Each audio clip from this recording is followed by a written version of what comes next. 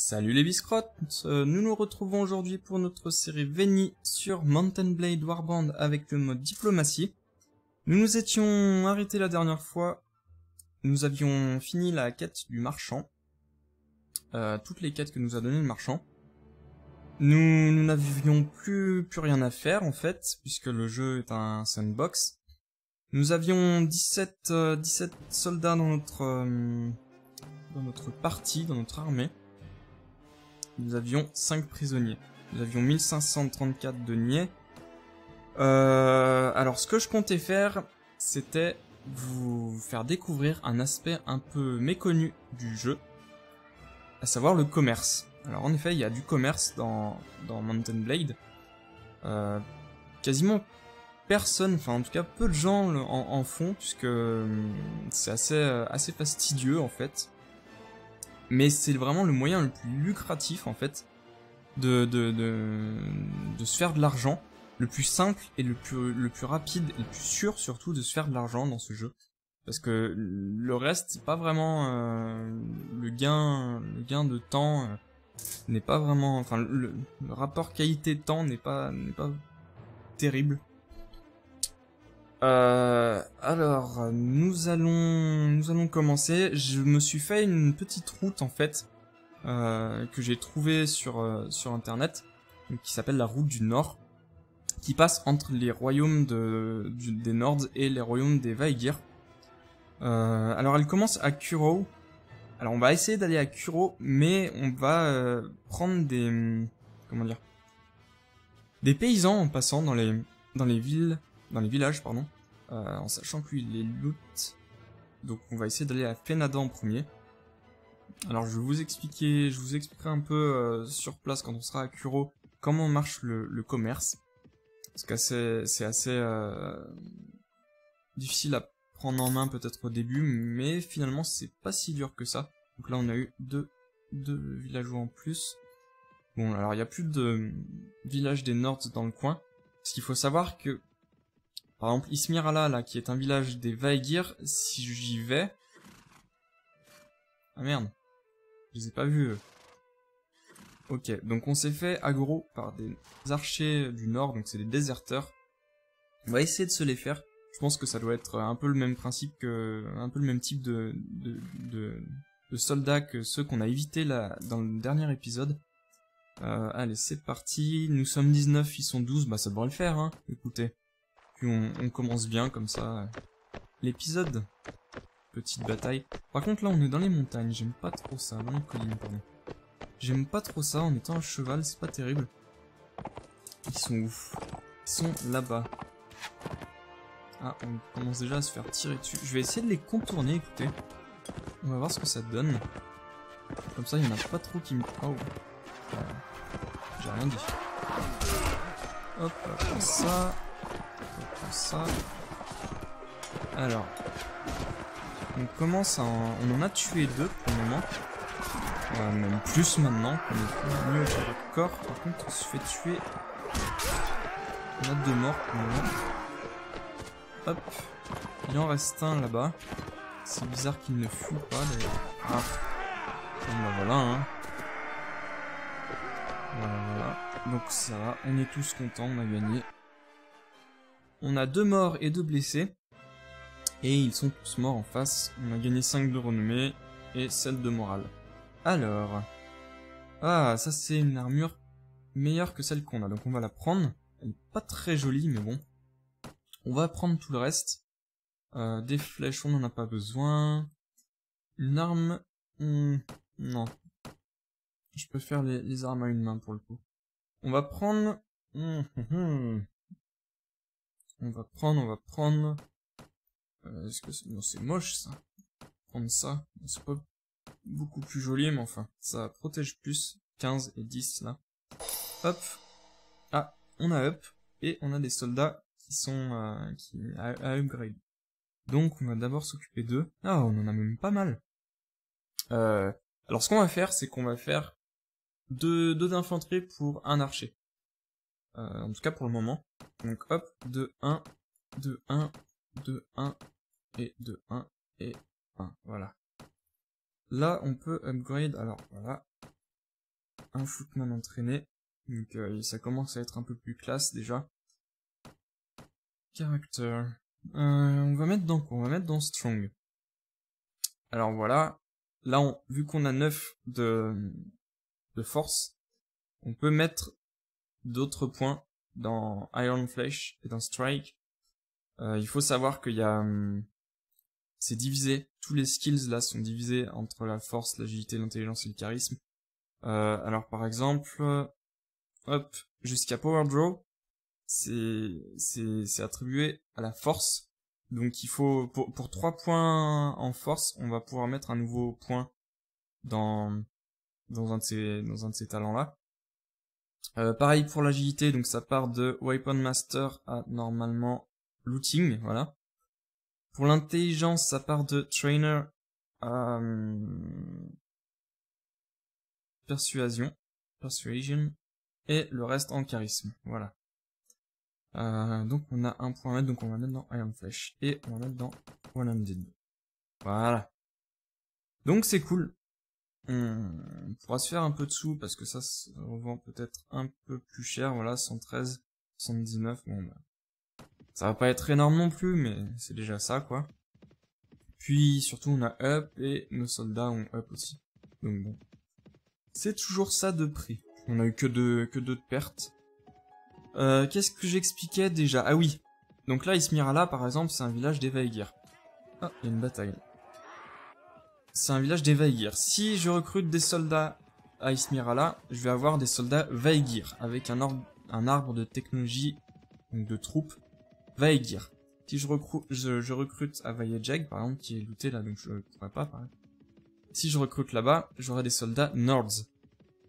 Dans l'éventualité où... Alors je vais mettre pause pour finir mon explication. Dans l'éventualité où, par exemple, les Vaegir prennent Versheg, pardon, ils prendraient aussi les villages qui lui sont attribués, donc par exemple Ruvar et Odasan. Donc Odasan et Ruvar.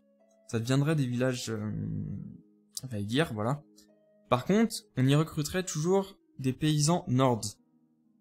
Voilà, donc ça c'est un petit truc à savoir si on veut faire que qu'un seul type d'arbre tech, comme je vais le faire pour le moment. Donc voilà, on va aller à Kuro.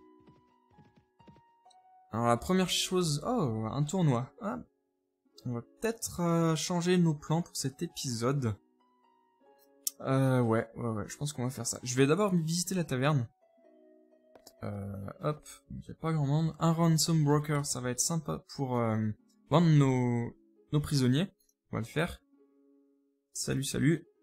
Voilà, ça, donc il explique un peu comment ça marche. Donc on s'en fout. On veut juste débloquer ces 2 lignes de texte. Je veux vendre tous mes prisonniers. Donc ça nous ferait 160 deniers, donc c'est pas grand chose parce que c'est pas des prisonniers de grande valeur. Et on en a que 5. Donc voilà. Mais c'est déjà ça, hein. Puis des mercenary horsemen, on s'en tape. Voilà. On va aller à la place du marché. On va vendre les armures.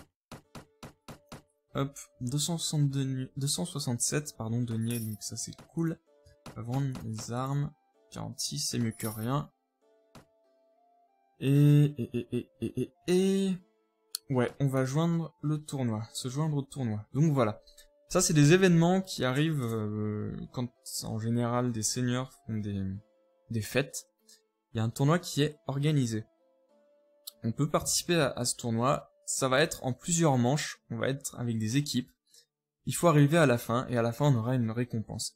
Le truc, c'est qu'on peut mettre des bets. C'est un pari. On peut faire un pari sur nous, par exemple. On peut mettre jusqu'à 100 deniers sur nous par manche. Ça va augmenter la cagnotte à la fin. Donc voilà, on va faire ça. C'est parti. Là, on peut voir les participants. Donc ça, c'est en général des soldats de base, en fait. Plus ou moins forts, cela dit. Iron Blade, c'est des lames achetées, quoi. Enfin, c'est des épéistes. Il y a juste quelques personnages qu'on retrouve que dans les tournois, par exemple Kradus et Xerina. Et il peut arriver qu'on se retrouve face à des seigneurs ou même des rois. Ça change pas grand chose, ils sont peut-être un peu plus forts simplement que ce type de soldats là. Donc voilà. Allez, c'est parti. Donc, premier round. Donc, on va se retrouver avec un... Ah, toi, voilà. On se retrouve avec des armes aléatoires en général. Hop, donc on met les bleus. Coup. Donc je maîtrise pas bien... Ah oh, voilà, j'ai rien dit, hein. J'allais dire que je maîtrisais pas bien ce type d'armes avec ce perso.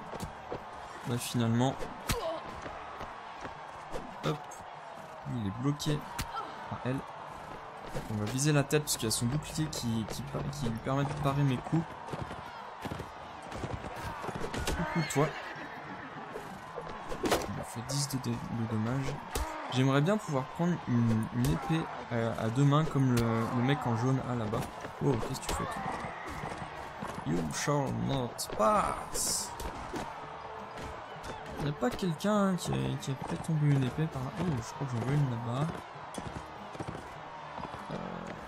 Et voilà, bon, c'est une épée à deux mains. C'est pas le top pour notre perso, parce qu'on a mis des skills dans arme et main. Mais vu qu'en général, voilà. C'est fini. Non, il me reste un verre par là-bas. Ça. C'est pris 22 de dégâts. C'est pas la folie. Ah non, commence pas à me taper toi. Si tu me tues, je te tue. Le problème c'est que notre épée à deux mains est plus... Ah. Est moins rapide que son épée à une main. Voilà. On a tapé avec notre cheval, ça nous a permis de parer son attaque. Voilà. Donc, premier round. Et on est reparti. Oh non, pas un arc. C'est horrible les arcs quand on n'a pas de points dedans. Les utiliser c'est horrible. On peut s'en sortir quand même, surtout quand ils sont prêts comme ça. Ah. Tiens. Essayez de me voir ça. Ah. Non, non, non, non, non. Il ne mourra pas. Personne avec une épée. Lui me l'a refilé. Ah oui. Merde. Non non. Tu calme. Voilà. Bon, ça va être le même souci que tout à l'heure. Face à des gens avec des épées à une main. Hop là. Là on est un peu pris. Hop. Tiens. Comme ça. Ah, il reste un jaune avec nous, ça c'est cool. Ça j'aime. Hop, je croyais qu'on était tous morts. Enfin, que mon équipe avait été décimée. Ah bah c'est lui qui l'a eu. Voilà, nickel. Il reste plus personne? Non. C'est parti pour un autre round. Là je commence direct avec une épée à deux mains. Donc j'aurais préféré une épée à une main et un bouclier. Mais je vais m'en sortir quand même. Hop là, voilà. Deux coups. Ça, c'est fait. Ah. Pas top encore cette arme. J'ai raté. Le problème c'est qu'ils ont tous des boucliers là. Et qui vont parer tous mes javelots. À part si je les prends par derrière comme ça. N'y voyez aucun aspect un peu sexuel.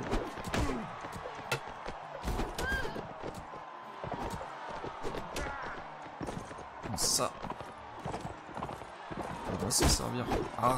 On va pas s'en servir comme arme de mêlée. Non. Non. Pas taper. Voilà. On attend qu'il baisse son bouclier. Arrêtez. Ah, donc il y en a un qui s'est fait avoir. On va essayer d'aller choper son... Ah mais non, il a des javelins. Des javelots, pardon. C'est sérieux ça. Je voulais essayer d'aller choper son épée. Et ben, on ne fera pas. Hop, viens par là. J'ai l'impression qu'il y en a qu'un qui a une épée en fait. Et que c'est pas un mec de ma team. C'est pas grave. Bon, il reste quoi? Il reste... Voilà. Ça c'est fait. Il reste plus qu'un jaune. Ah bah c'est celui avec l'épée, voilà. Celui dont je parlais. Je parle du loup. Ah! Voilà, il l'a eu. Il reste encore 4 participants, donc 2 rounds. C'est bientôt terminé. Ah non, encore un tableau. Oh, headshot, mais sur le cheval. Merde. Ça va pas nous servir à grand chose. À la limite, si notre pote meurt, je pourrais lui prendre son épée quand même. Ah! Come on. Oh, bah, il est pas mort. Ah, et voilà. Bon, dernier round. Ça va être du 1 contre 1. Et comme par hasard, j'ai un arc de merde. Headshot. Bon, il aura pris que 27 dégâts parce que je ne sais pas me servir d'un arc sur ce perso. Ah!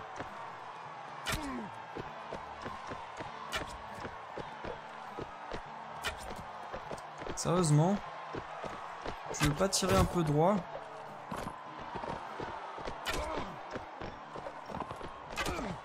Alors, le problème c'est que avec les arcs, c'est que plus on attend, voilà, plus on attend en bandant l'arc, moins c'est précis. Le réticule augmente de taille et on est moins précis.